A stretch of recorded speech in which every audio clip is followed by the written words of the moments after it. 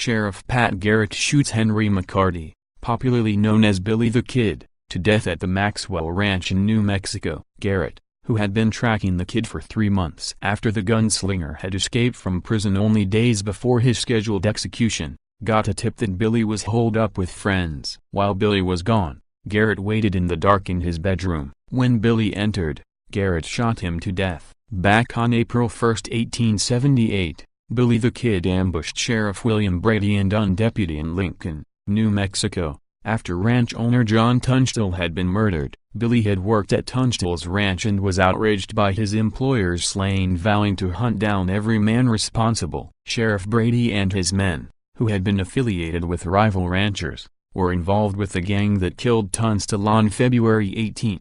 Billy's retaliatory attack left Brady and Deputy George Heineman dead. Although only 18 years old at the time, Billy had now committed as many as 17 murders. Following his indictment for the murder of Sheriff Brady, Billy the Kid was the most wanted man in the West. Evading posses sent to capture him, he eventually struck a deal with the new governor of New Mexico. In return for his testimony against the perpetrators of the ongoing ranch wars in the state, Billy would be set free. Although he kept his word about the testimony, he began to distrust the promise that he would be released, and so he escaped. Once a fugitive, Billy killed a few more men, including the gunslinger Joe Grant, who had challenged him to a showdown. Legend has it that Billy managed to get a hold of Grant's gun prior to the fight and made sure that an empty chamber was up first in the man's revolver.